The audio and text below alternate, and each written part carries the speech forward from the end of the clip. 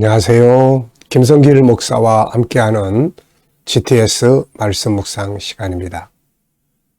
오늘은 두 번째 주간의 마지막 날, 일곱째 날 묵상이 되겠습니다.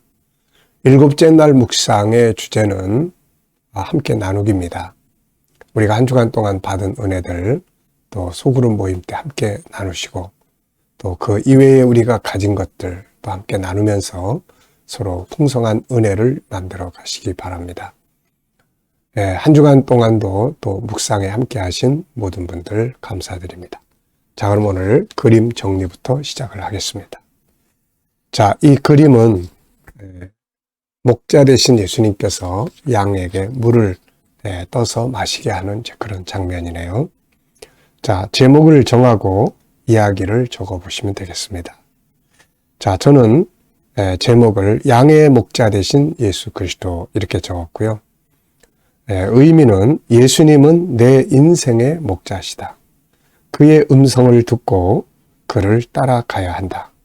그러면 풍성한 꼴을 얻을 수 있다. 이렇게 적어봤습니다. 자, 먼저 또 보이는 부분과 보이지 않는 부분 우리가 살펴보겠습니다.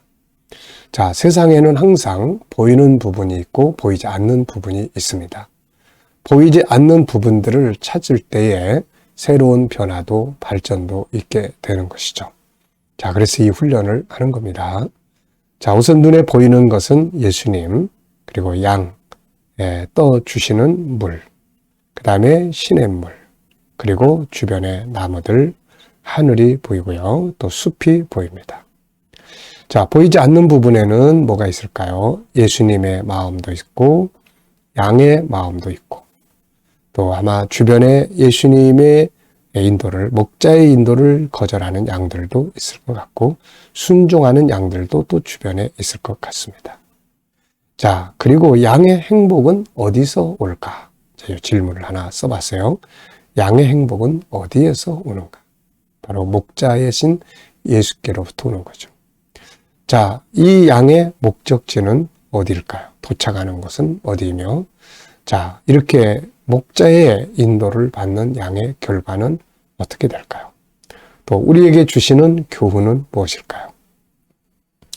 자, 세 번째는 그림에서 가장 감사한 것 찾아보는 겁니다. 역시 저는 목자가 계시다는 것이 참으로 감사하다 이렇게 적었습니다. 양에게 목자가 없으면 양은 방황을 합니다. 그리고 일이나 늑대나 짐승들에게 잡혀먹을 가능성이 아주 크죠. 그래서 양에게는 바로 이 목자가 있어야 합니다. 자, 네 번째는 연상법 기억력 훈련하기예요. 이 그림을 보고 떠오르는 사건이나 장소나 사람이나 성경을 적어 보시기 바랍니다. 자, 양과 목자의 관계 그러면 제일 먼저 떠오르는 성경이 어딘가요? 바로 시편 23편. 여호와는 나의 목자시니 내게 부족함이 없으리로다. 다윗은 양의 목자로 살았던 사람이에요. 그래서 그는 목자가 양에게 얼마나 중요한 존재인가를 잘 알고 있는 사람이죠. 그래서 자기의 인생의 여정을 목자와 양의 관계로 하나님과의 관계를 이야기를 했습니다. 자, 또 목자와 양의 관계 그러면 요한복음 10장 예수님께서 너희는 양이고 나는 목자다. 또 나는 양의 문이다. 내게로 들어오는 자들마다 들어오고 나가면서 꼴을 얻게 될 것이다. 그러면서 이제 하신 말씀이 내 양은 내 음성을 들고 나를 따라야 한다. 네, 주의 음성을 듣지 못하는, 자기 목자의 음성을 듣지 못하는 양은 결국 방황을 하게 되는 겁니다.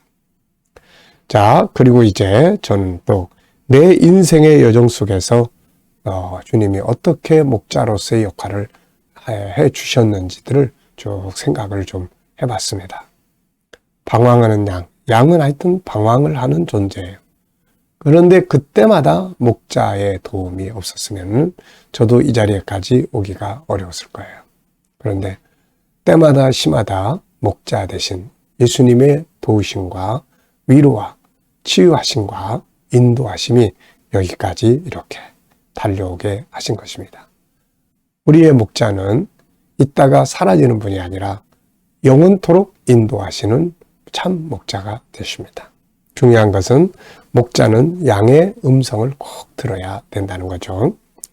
자, 다섯 번째는 상상력 키우기입니다. 이 그림을 가운데 두시고 앞에는 어떤 그림을 그리면 좋을까요? 네, 저는 목자가 없는 양을 그려볼 것 같아요. 주변에는 늑대들이 쫙 눈치 보고 살펴보는 그런 그림을 그려볼 것 같습니다. 그런데 목자가 나타나셨어요. 그리고 현재 그림. 다음 그림은 목자와 함께 우리를 향해서 가는 그림을 그려볼 것 같습니다. 양은 목자와 같이 있을 때 안전하고 행복한 거예요. 자, 미래를 어떻게 살고 싶은가요? 그렇다면 지금 무엇을 해야 할까요? 오늘도 열심히 살지만 내일을 또 한편에서는 생각해보고 그려보고 준비하는 것이 아주 필요한 것입니다. 자, 오늘 본문 말씀을 또 같이 읽어보겠습니다. 누가복음 17장 11절로 19절입니다. 예수께서 예루살렘으로 가실 때에 사마리아와 갈릴리 사이로 지나가시다가 한 마을에 들어가시니 납병 환자 10명이 예수를 만나 멀리 서서 소리를 높여 이르되 예수 선생님이여 우리를 불쌍히 여기소서 하거늘 보시고 이르시되 가서 제사장들에게 너희 몸을 보이라 하셨더니 그들이 가다가 깨끗함을 받은지라.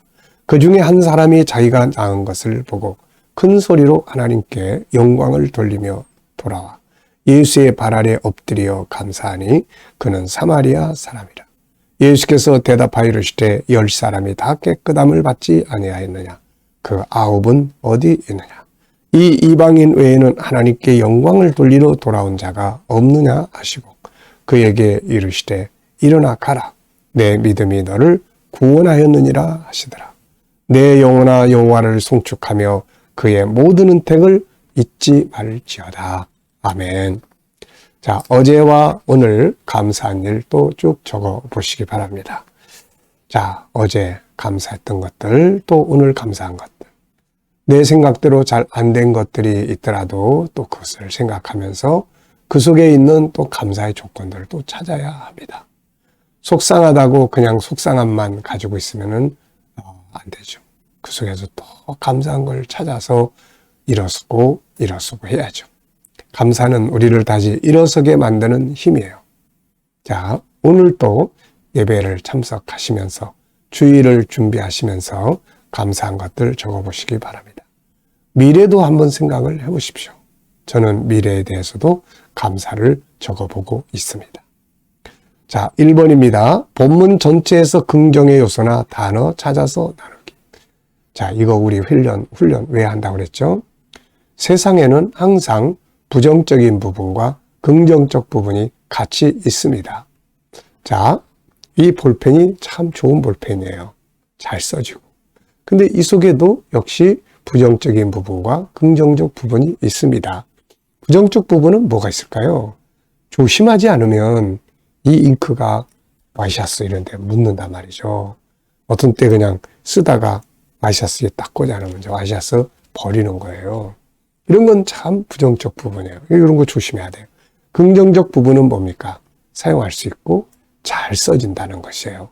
자, 그래서 우리가 세상의 모든 물건, 사람, 환경 속에는 이 두 가지가 다 있습니다.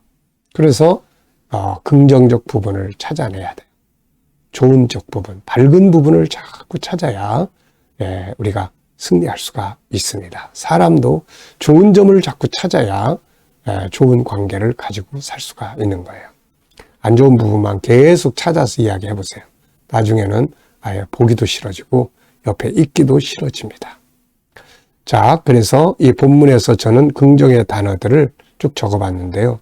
우선 예수님, 예루살렘, 만남, 깨끗함, 하나님, 영광, 감사, 믿음, 구원, 이런 것들은 정말 좋은 단어들이죠. 이런 것들을 생각하면은 기분 좋습니다.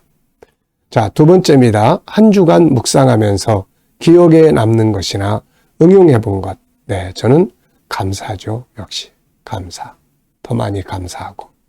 자, 세 번째는 본문의 내용이 뭔 내용인지 한번 스토리텔링 해보는 거예요.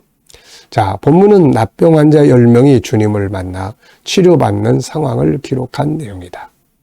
여기서 치료받는 과정이 참 중요하고 치료받은 후의 모습들이 또 중요하다. 은혜를 받은 사람은 돌아와서 감사할 수 있어야 하고 받은 은혜를 가지고 아름답게 잘 살아드려야 한다. 이렇게 이제 내용을 설명을 적었습니다. 암송해 보겠습니다. 우리 GTS 묵상의 중요한 목적 중에 하나는 암송입니다. 하나님 말씀을 내 마음에 많이 담아놔야 그게 살아서 역사할 수가 있게 되는 거거든요.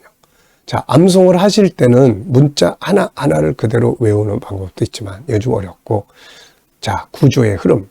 이번 주간 묵상의 말씀의 구조는 4, 4, 1, 1입니다. 이렇게 구조, 4는 이러이러한 내용, 또 4는 이러이러한 내용, 1은 이런 내용, 또 1은 이런 내용. 이렇게 하면은 사건, 내용의 흐름을 암송할 수가 있게 되는 거죠. 자, 그 다음에 이제 스토리텔링으로 이 전체를 이야기로 꾸며서 외워보게 하는 거예요. 그리고 한두 구절을 중요한 거 찾아서 외우는 방법이에요. 하나님 말씀이 책 속에 들어있으면은 내 삶과 상관이 없어요. 이 말씀이 내 마음속에 들어와야, 여기 있어야 이걸 한마디라도 사용할 수가 있습니다. 자, 그러면 또 눈을 감으시고 다 같이 한번 암송을 해 보겠습니다. 예수께서 예루살렘으로 올라가실 때에 사마리아와 갈릴리 사이로 지나가시다가 한 마을에 들어가시니 납병 환자 10명이 만나 큰 소리로 소리를 높여 이르되 예수 선생님이여 우리를 불쌍히 여기소서 하거늘 보시고 저희에게 이르시되 제사장에게 가서 너희의 몸을 보이라 하시니 그들이 가다가 깨끗함을 받은지라. 그중 한 사람이 자기의 깨끗함을 나음을 낳은 것을 보고 큰 소리로 하나님께 영광을 돌리며 돌아와 예수께 엎드려 감사한지라. 이 사람은 사마리아 사람이라. 예수께서 이르시되 10명이 다 깨끗함을 받지 아니하였느냐? 9은 어디 있느냐?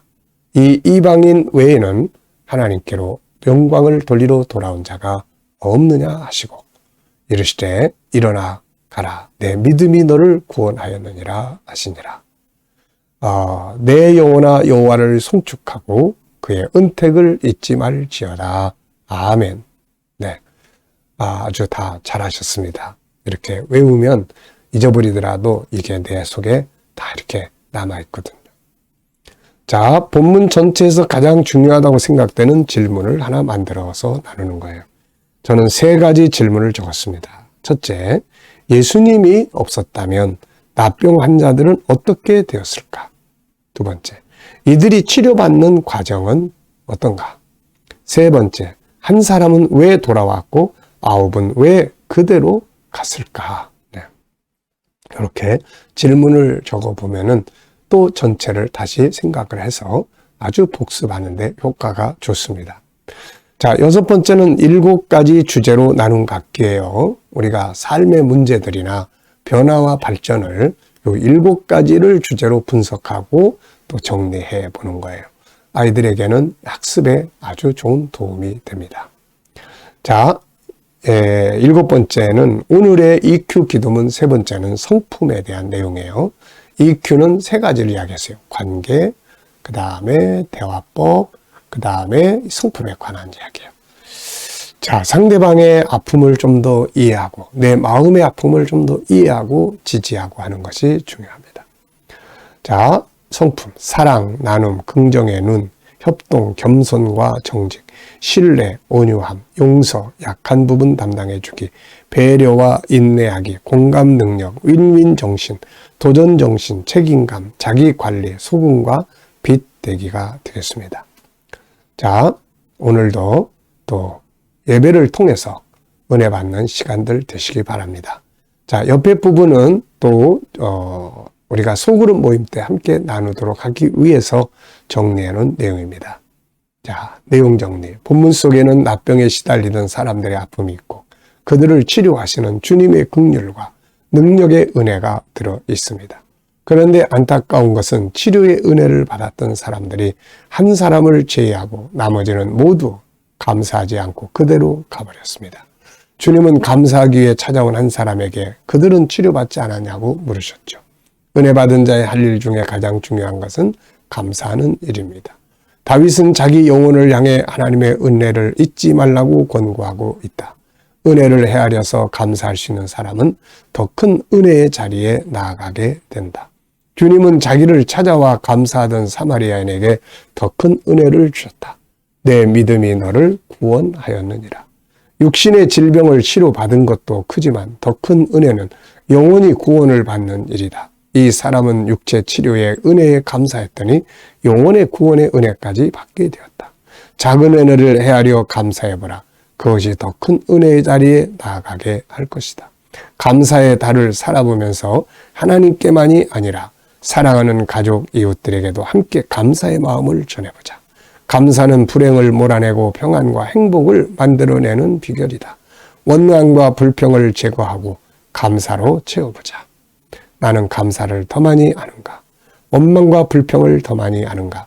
하나님께 사람에게 감사를 잊어버린 것은 없는지 찾아보자. 아멘.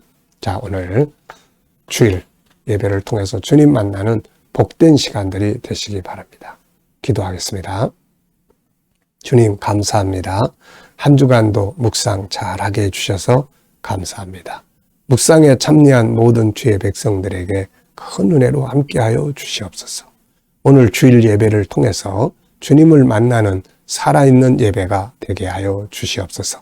감사하며 예수님의 이름으로 기도드리옵나이다. 아멘.